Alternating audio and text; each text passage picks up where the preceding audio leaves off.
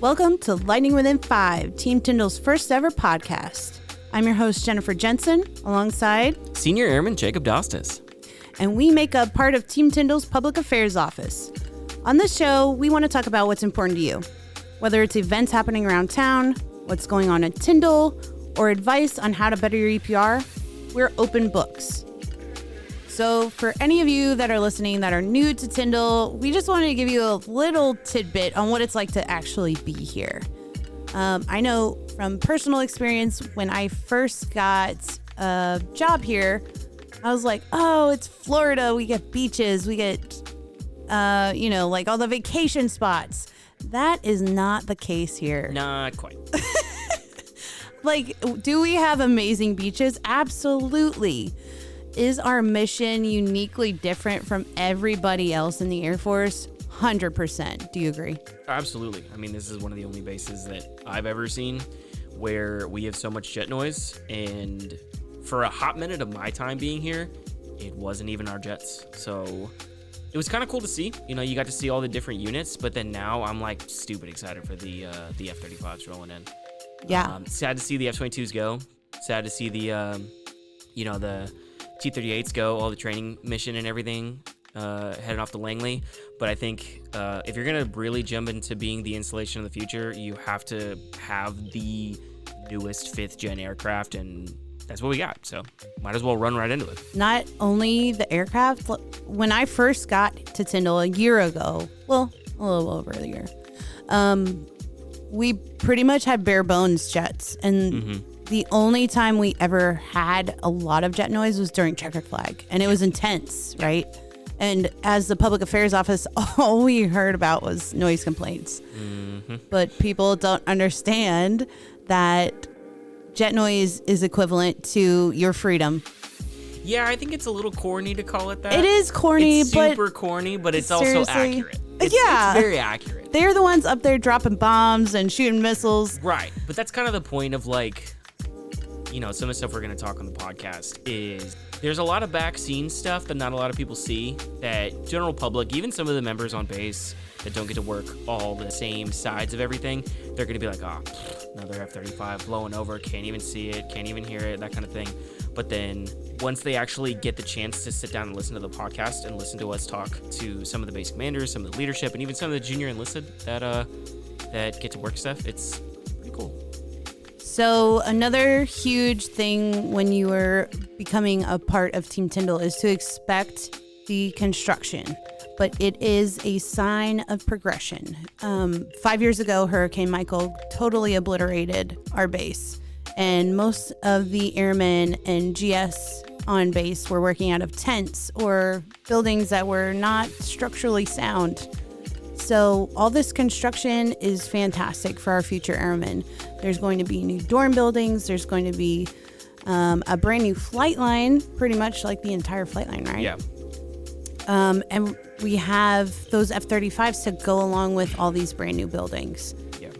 Speaking as one of those airmen that's going to get the chance to actually take part in some of the cool stuff. I mean, some of the morale stuff that's also coming down is pretty sweet. The Commons is going to be awesome with the, like you were saying, we got a bunch of new stuff coming our way. New dining areas, new places to eat, bowling alley. We got a sports recreation area that's coming our way. Lots of different stuff is coming. Like when they say installation of the future, they mean installation of the future. This is going to be a pretty pinnacle spot for anybody that's going to be showing up. Now, obviously, we got to get there, right? But there's growing pains. There's growing pains, but you gotta go through some of that in order to get to where you want to be, right? Absolutely. So at the end of the day, we're trudging along. We're getting there. I think overall, this is probably one of the best bases, not just location, because obviously. You're biased. I think you're a little biased. Okay. I can't say things. I've been to worse bases. I'm not going to name them. Do it. Name them. Throw it out there. I cannot. Because although the bases were not top notch, like the quality of life things were not top notch, the airmen were the ones that made or break it, right? Yeah.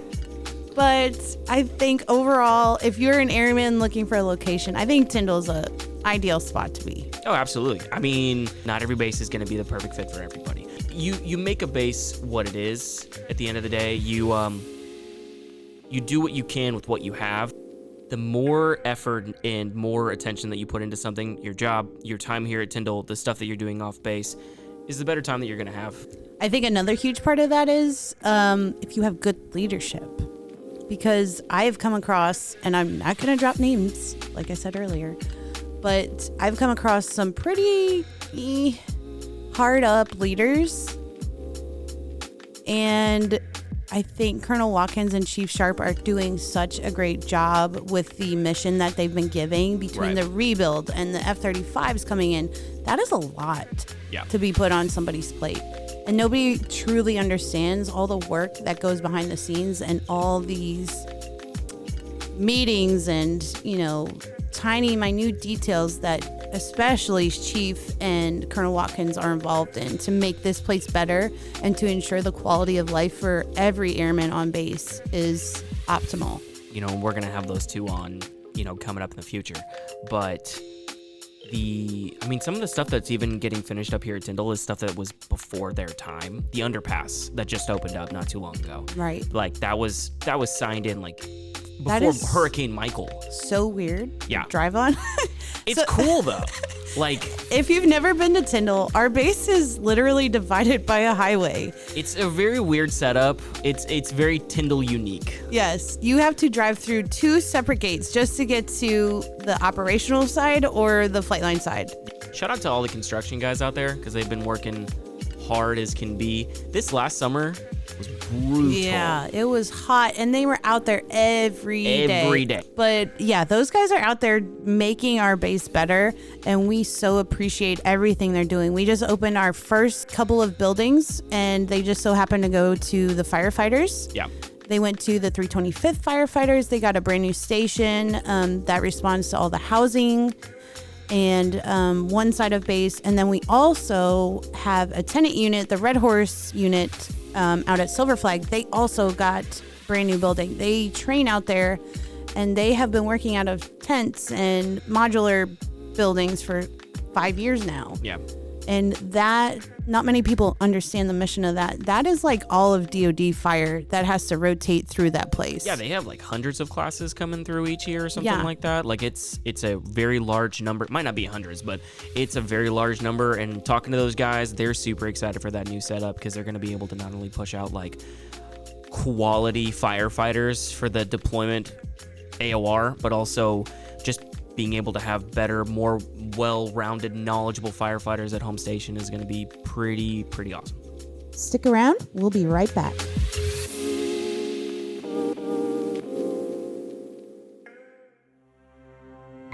This episode of Lightning Within 5 is brought to you by the 325th Fighter Wing Public Affairs Shop. For all the latest news, photos, videos, and more, check out our Facebook page, Instagram, and our official website at tyndall.af.mil.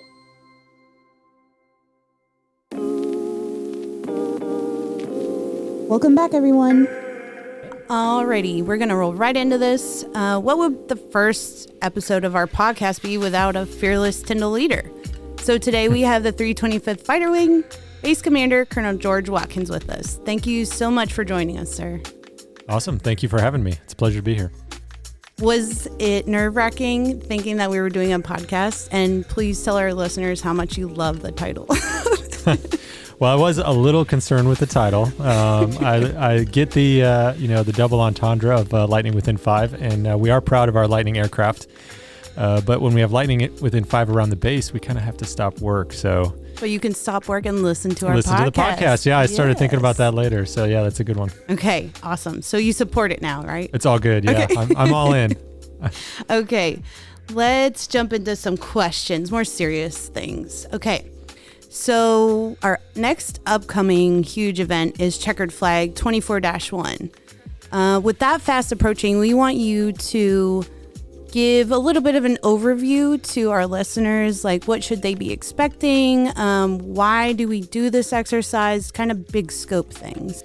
Yeah, that's I could talk forever on Checkered Flag, so I'll try and keep it relatively short. But Checkered Flag is hugely important to our air-to-air training, not just for Tyndall, for the whole Air Force.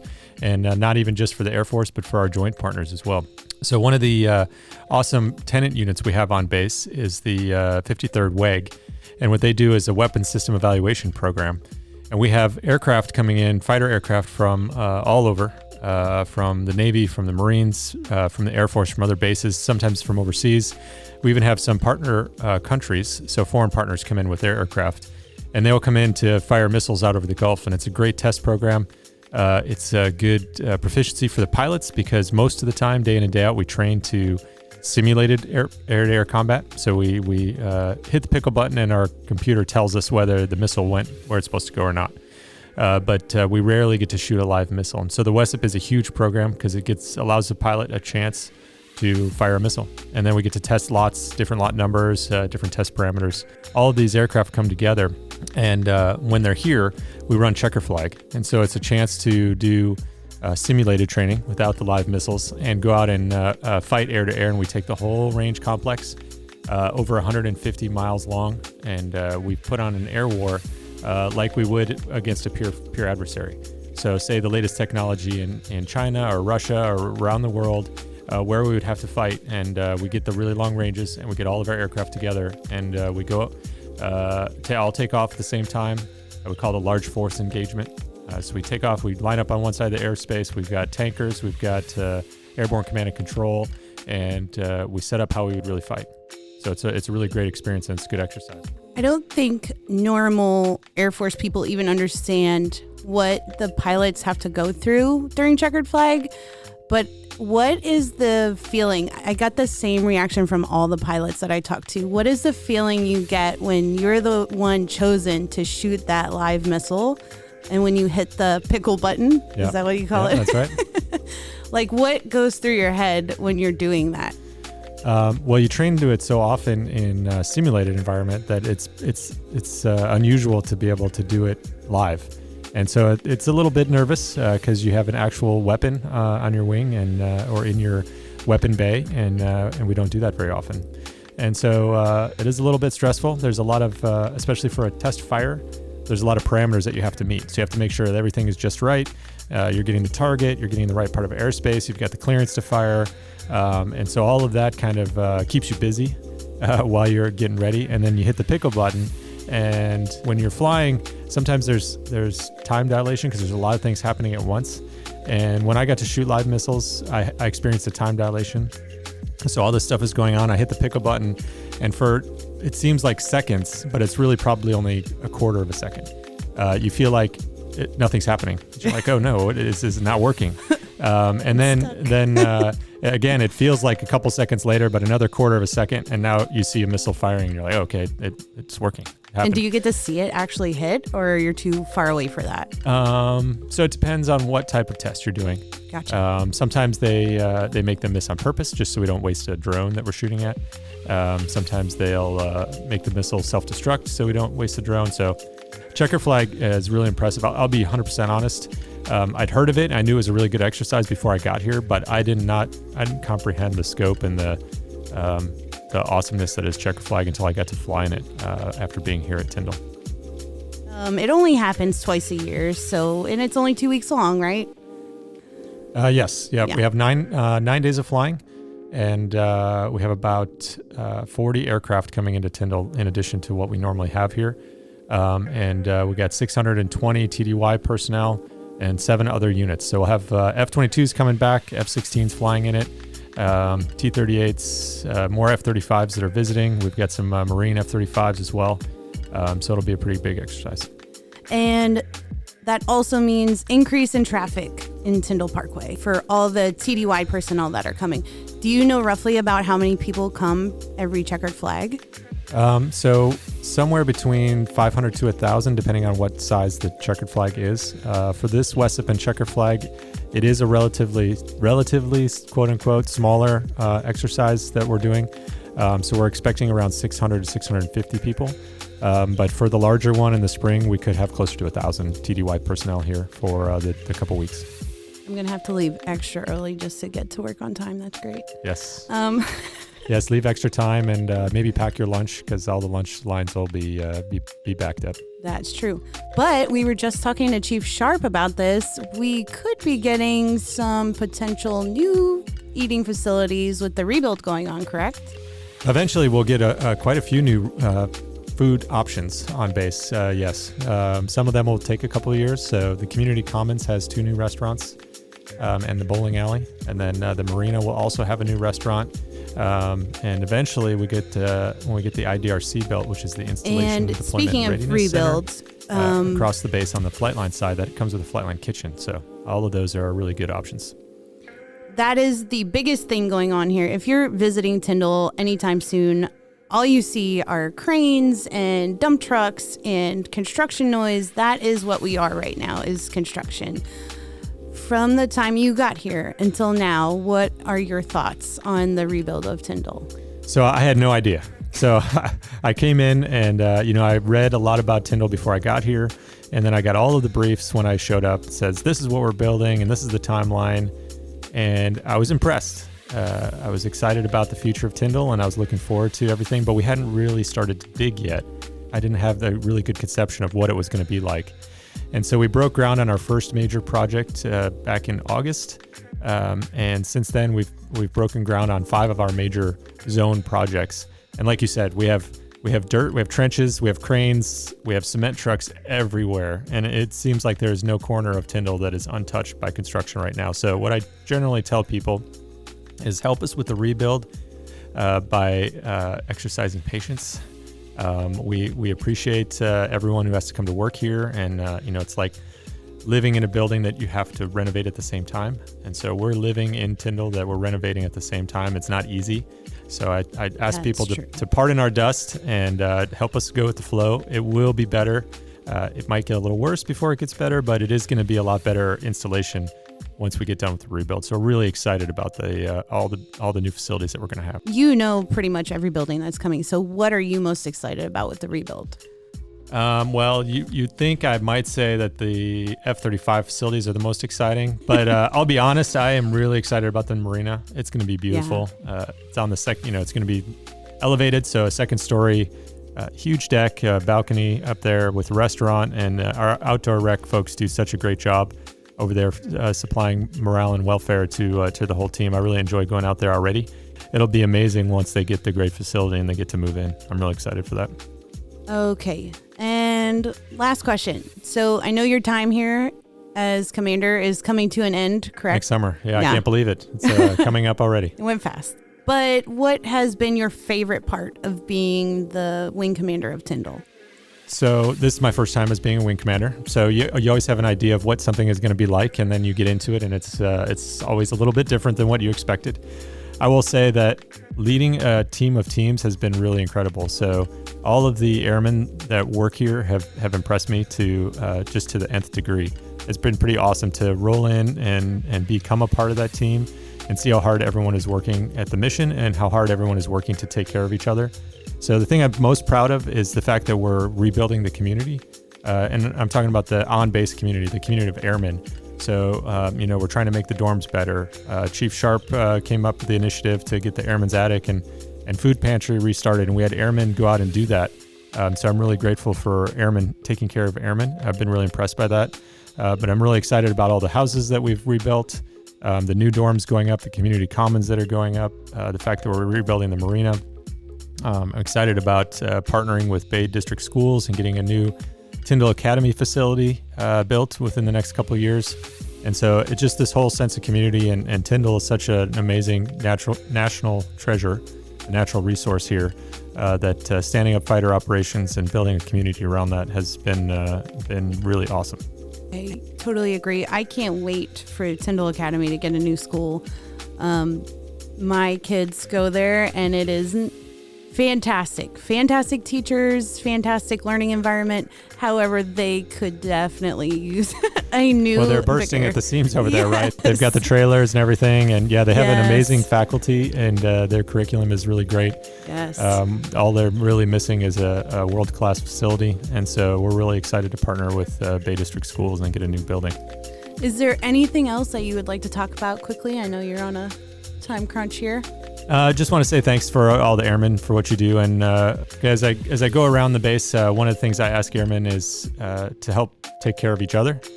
So we're doing what we can for the for the facilities and for the resources and trying to take care of airmen through big Air Force.